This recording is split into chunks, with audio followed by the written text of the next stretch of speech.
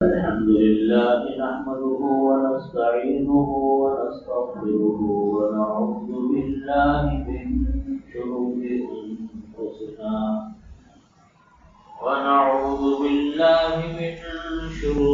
أنفسنا ومن سيئات أعمالنا من يهده الله فلا مضل له ومن يضلله فلا هادي له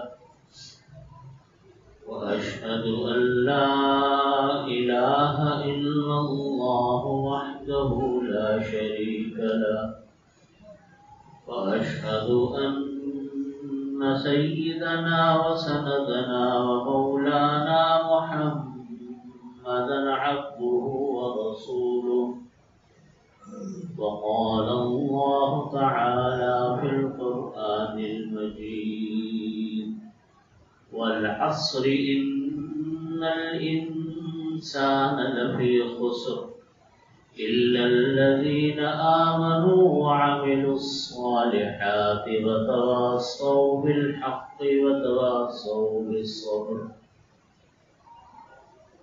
صدق الله مولانا العظيم وصدق رسوله النبي الكريم ونحن على ذلك من الشاهدين والشاكرين والحمد لله رب العالمين.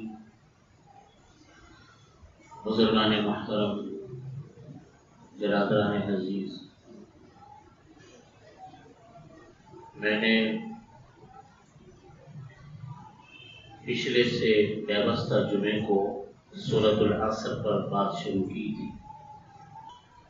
اور ترجمہ ہم نے یہاں تک کیا تھا والعصر ان الانسان لفی خسر. قسم ہے زمانے کی کہ انسان خسارے میں ہے. اس لیے خسارے میں کہا کہ وہ دیکھتا ہے، جانتا ہے کہ اس نے دنیا میں رہنا نہیں ہے دائمی طور پر. محدود وقت کے لیے ہر شخص کی آمد ہے. کتنا بڑے سے بڑا انسان، اللہ کے نبی سے بڑا کون ہوگا دنیا میں؟ وہ سب ایک اپنا محدود وقت لے کر دنیا میں. جس طرح خالی ہاتھ دنیا میں آئے اسی طرح خالی ہاتھ قبر میں اتریں گے. یہ بھی سب جانتے ہیں. یہ بھی سب جانتے ہیں کہ رہنا ہے نہیں دنیا میں. زندہ حیات کبھی بھی نہیں رہنا، یعنی دائمی نہیں رہنا. اس کے باوجود دنیا کے اندر اتنی مشغولیت، اتنا انہمام کہ اسی دنیا کو سب سمجھ بیٹھے.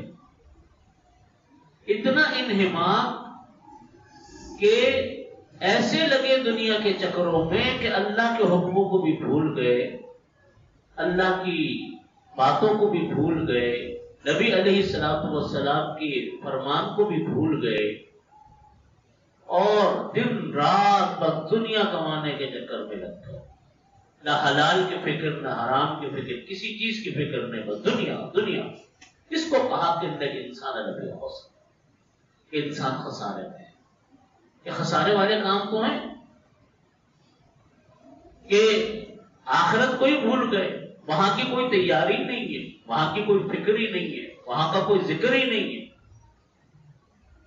پھر آگے اللہ تعالیٰ فرماتے ہیں کہ ان 4 قسم کے لوگوں کو فرمایا قرآن کریم میں اللہ رب العزت نے کہ یہ 4 قسم کے لوگ ہیں، وہ خسارے میں نہیں. نمبر 1 الا الذین آمنوا وعملوا الصالحات. وہ لوگ جو ایمان لائے، 4 کام کرنے والے لوگ، 4 کام کرنے والے لوگوں کو فرمایا کہ وہ خسارے میں نہیں. نمبر 1 جو لوگ کے ایمان لائے، وعملوا الصالحات، اعمال صالحہ کیے، نیک اعمال کیے. ایمان بنیاد ہے، ایمان کے بغیر کوئی عمل انسان کا قابل قبول نہیں. اعمال صالحہ اس کے بعد، اس سے پہلے، ایمان سے پہلے کوئی نیک عمل ہو سب بیکار، آخرت میں اس کا کوئی بدلہ نہیں. تو پہلی چیز ایمان، دوسری چیز اعمال صالحہ. تیسرا کام تواصو بالحق و تواصو بالصبر، حق کی نصیحت کرنا، حق کی نصیحت کرنا، و تواصو بالصبر، اور صبر کی نصیحت کرنا۔ جو انسان یہ چار کام کرے گا وہ انسان خسارے میں نہیں۔ حق کی نصیحت کیا ہے؟ اور حدیث شریف میں نبی کریم صلی اللہ علیہ وسلم نے فرمایا کہ من رأى منکم منکرا فلیغیرہ بیدہ فإن لم یستطع فبلسانہ فإن لم یستطع فبقلبہ وذلک اضعف الایمان۔ فرمایا نبی کریم صلی اللہ علیہ وسلم نے، تم میں جو انسان کوئی برائی ہوتی بھی دیکھے، من رأى منکم منکرا، تم میں جو انسان کوئی برائی ہوتی بھی دیکھے، فلیغیرہ بیدہ، اس کو اپنے ہاتھ سے ختم کرے، اس کو کوشش کرے کہ اپنے ہاتھوں سے، جس کے اندر انسان کو کسی جگہ پر طاقت ہے، صاحب اقتدار ہے، یا اپنے دفتر میں ہے، اپنی دکان میں ہے، اپنے کاروبار میں ہے، جہاں اس کی بات چلتی ہے اور اپنی بات وہ منوا سکتا ہے، اس انسان کو چاہیے کہ ہاتھوں سے وہ اس برائی کو ختم کرے۔ اس کو معلوم ہے پورا عملہ میرا ہے، میری بات چلے گی، میرا دفتر ہے، میں اپنے دفتر کا افسر ہوں، میری بات یہاں پر چلتی ہے، میرا گھر ہے، اپنے گھر میں انسان برائی دیکھ رہا ہے، اپنے بچوں میں، اپنے گھر والوں میں برائی دیکھ رہا ہے، لیکن زبان سے کچھ نہیں کرتا۔ یہ ہے حق کی نصیحت۔ من رأى منکم منکرا فلیغیرہ بیدہ، جو انسان کسی برائی کو دیکھے تو وہ اس کو ہاتھوں سے بدلے۔ یہ پہلا درجہ ہے، ہاتھ سے بدلنے کا حکم اس جگہ پر ہے جہاں انسان کا کوئی اقتدار اور اختیار چلتا ہے۔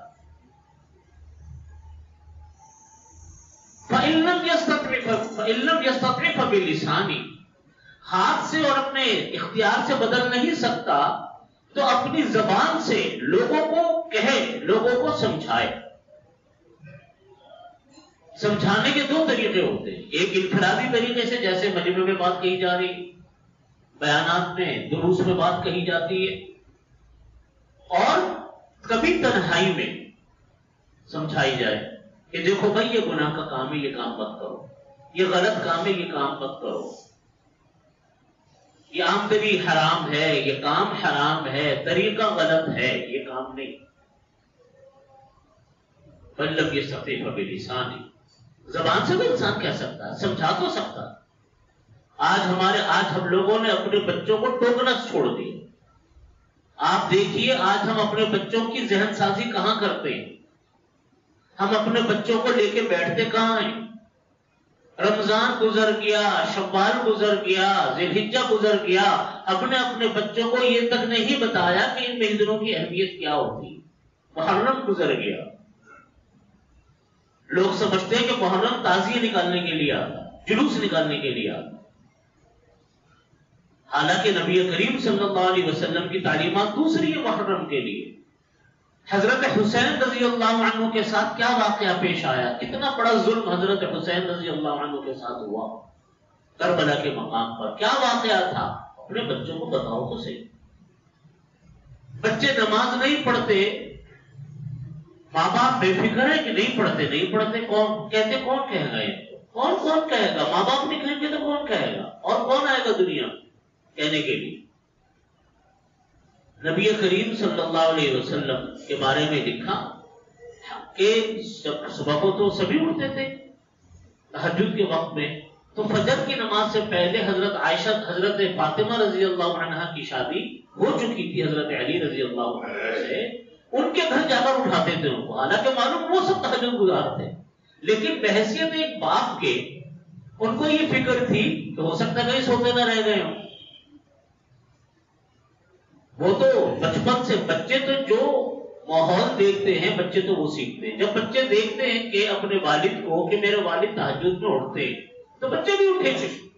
حضرت فاطمہ تو بچپن سے دیکھ رہی تھی نبی کریم صلی اللہ علیہ وسلم کو کہ کیا معمولات تھے، لیکن اس کے باوجود اپنا فرض پورا کیا۔ آج ہم نے اپنے بچوں کو ٹوکنا چھوڑ دیا، اپنے بچوں کو کہنا چھوڑ دیا، برائی کے اوپر بس دیکھتے رہیں کہ برائی کے لیے بچے برا نہ مان جائیں، اس طرح بچے پلتے۔ یہ تو ہر انسان کا طریقہ ہوتا ہے کہ اس نے اپنے بچوں کو کس طرح بڑا کیا، کس تربیت سے بڑا کیا. یہ اپنے گھر کے اندر انسان اپنے ہاتھ سے بدل سکتا ہے، اور جیسا طریقہ ماں باپ چاہتے ہیں بچے ویسے ہی بنتے ہیں.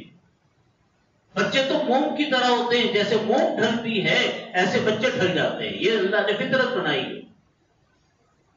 آپ اپنے بچوں کو نیک بنانا چاہیں، خود نیک بن جائیں، بچے خود بخود نیک ہوں گے. گھر میں نمازیں پڑھیں وقت کے اوپر، بچے خود نمازیں پڑھیں گے. قرآن پاک کی تلاوت کریں، بچے خود تلاوت کریں گے. خود جھوٹ بولنا چھوڑیں، سچ بولیں، بچے خود بخود سچ بولیں گے. آج ہمارے ہاں بالکل ایک آزاد ماحول ہو گیا. اپنے اولاد کے حوالے سے برائیوں پر ٹوکنا ہی چھوڑ دیا. کون کہے گا، کس طرح کہے گا؟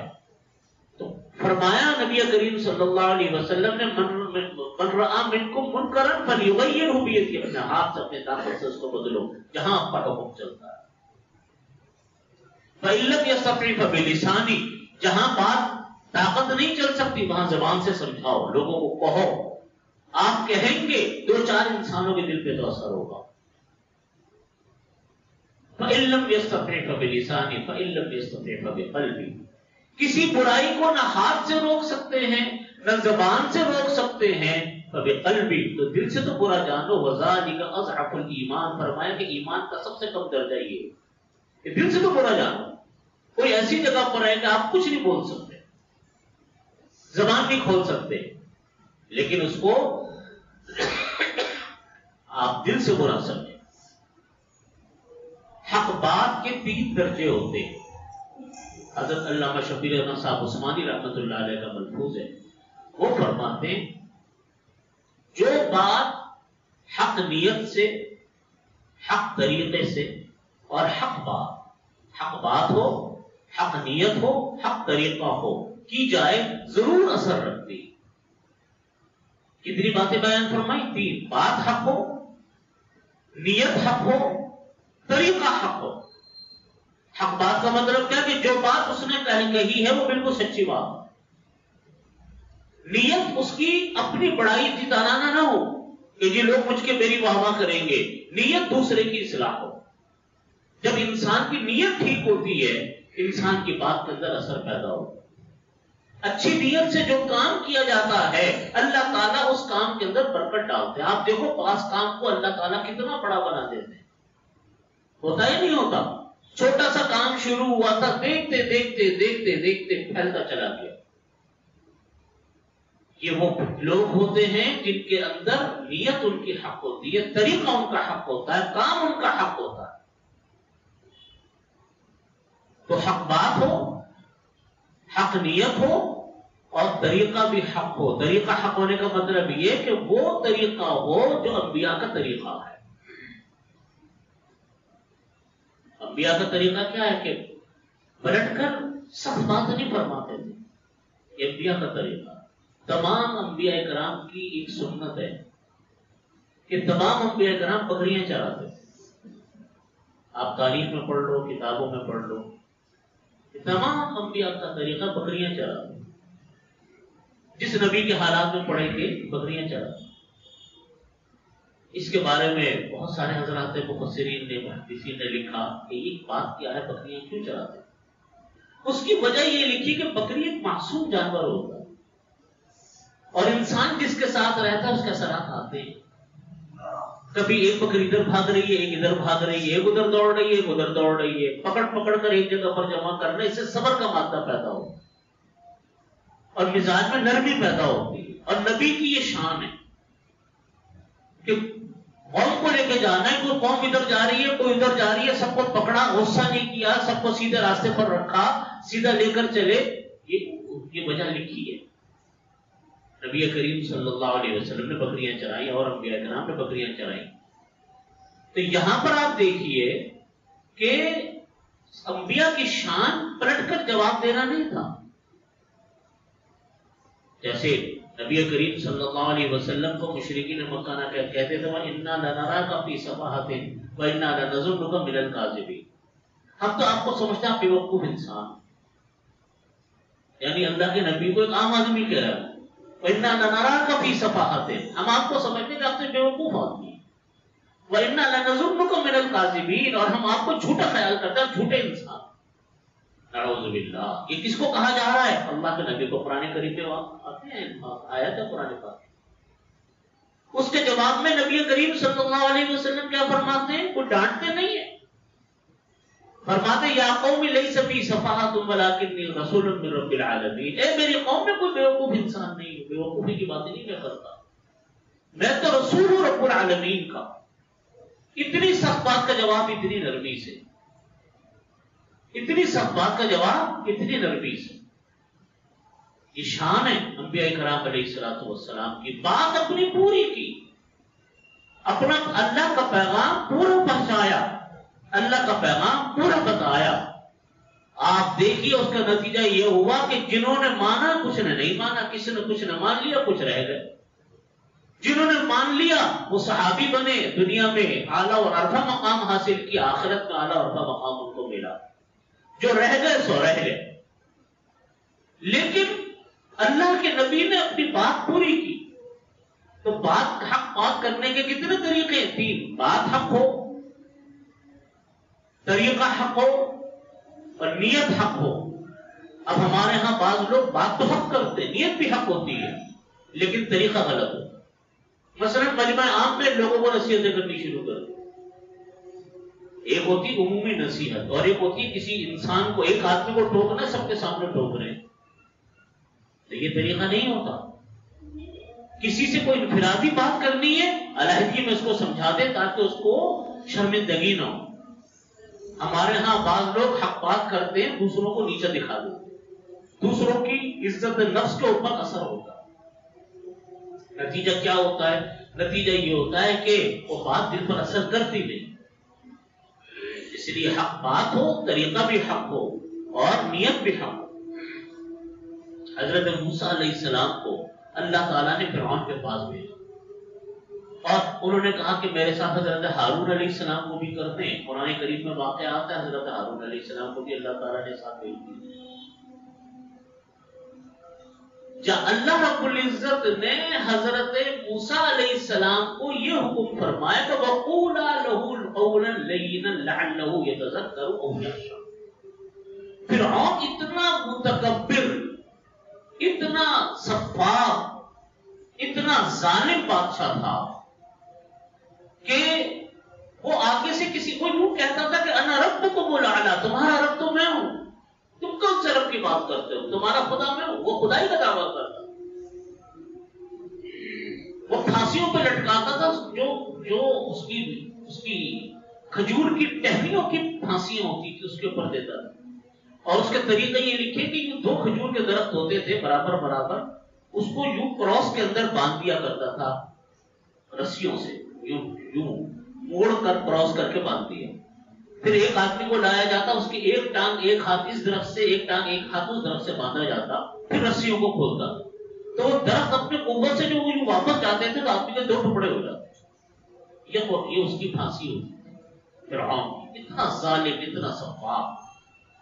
حضرت موسیٰ علیہ السلام کو کہ اس کو یہ جب پتہ چلا کہ یہ خواب دیکھا کہ جی میرے خاندان میں گھر میں نبی پیدا ہونے والا ہے، تو اس نے بچوں کو قتل کروانا شروع کر دیا. چھوٹے چھوٹے معصوم بچوں کو قتل کروانا شروع کیا. اس کے پاس نصیحت کے لیے موسیٰ علیہ السلام کو بھیجا جا رہا ہے، اور ساتھ میں حضرت ہارون علیہ السلام. اور نصیحت یہ کی جا رہی ہے اللہ رب العزت کی طرف سے کہ وَقُولَا لَهُ قَوْلًا لَيِّنًا، تم دونوں جاؤ اور اس سے نرم بات کرنا. اس سے کیا کرنا؟ نرم بات کرنا، سخت بات نہیں کرنا. لَعَلَّهُ يَتَذَكَّرُ أَوْ يَخْشَىٰ، شاید کو اس انسان کو نصیحت مل جائے، وہ اللہ سے ڈر جائے. وہاں پہ بھی سخت بات کا حکم نہیں ہے. حضرت مفتی صاحب رحمۃ اللہ علیہ، مفتی مشفی صاحب رحمۃ اللہ علیہ فرمایا کرتے تھے کہ دیکھو، ہم اور آپ موسیٰ علیہ السلام سے بڑے مصلح نہیں ہو سکتے، اور ہمارا مخاطب فرعون سے زیادہ بڑا سرکش اور کافر نہیں ہو سکتا. جب ان کو حکم ہے نرم بات کرنے کا، تو آپ کیسے سخت بات کر سکتے؟ یہ حق کے طریقے. تو فرمایا کہ وہ انسان خسارے میں نہیں ہے جو انسان کے ایمان لائے، اعمال صالحہ کرے، حق بات کی نصیحت کرے اور صبر کی نصیحت کرے. حق بات کی نصیحت کا مطلب میں نے آپ کے سامنے عرض کیا کہ طریقہ حق ہو، بات حق ہو، درست بات ہو. جہاں اپنی بات کر سکتا ہے، چلا سکتا ہے، وہاں زبردستی اپنی بات بنوائے اور سچی بات اور دین کی بات وہاں کرے. جہاں نہیں کر سکتا وہاں زبان سے کرے، جہاں زبان سے نہیں کر سکتا دل سے برا سمجھے. جیسے ہم اپنے دفاتر میں ہیں، کم از کم بعض لوگ کہتے ہیں کہ موقع نہیں ہے بات کرنے کا. میں کہتا ہوں کہ ہم لوگ کوشش نہیں کرتے. جہاں کوئی نہ کوئی انسان کی کہیں نہ کہیں بات ضرور چلتی ہے، گھر میں چلتی ہے، اپنے بیوی بچوں پہ چلتی ہے، اپنے عزیز دوستوں میں چلتی ہے. انسان کی دفتر میں کام کرتا ہے، اگر اس کے اندر میں 3-4 آدمی ان کے ساتھ تو کوئی صحیح بات کر سکتا. حق بات کو فروغ دیں، حق بات کی نصیحت کریں، حق بات دوسروں تک پہنچائیں. آج اس کا ہمارے ہاں بڑا قصور ہے. ہمارے منہ سے سچی بات نکل، ہم لوگ اسی چکر میں رہ جاتے ہیں کہ لوگ برا مانیں. ہاں ایک اور بات ہمارے یہاں ہوتی ہے کہ ہم جب کبھی حق بات کرنے بیٹھتے ہیں تو اس ایسا انداز اختیار کرتے ہیں کہ لوگوں کو شرمندگی ہوتی ہے. سب کے سامنے ڈانٹنا ڈپٹنا شروع کر دیا. نہیں، آپ تنہائی مجھ سے بات کریں. ایسی مثالیں ہمارے قرب و جوار میں بکثرت ملتی ہیں. اللہ تعالی ہمیں اس پر عمل کی توفیق عطا فرمائے. ایک حصہ رہ گیا، انشاءاللہ موقع ملا آئندہ جو میں عرض کروں گا وہ ہے صبر کی بات. واخر دعوانا الحمدللہ.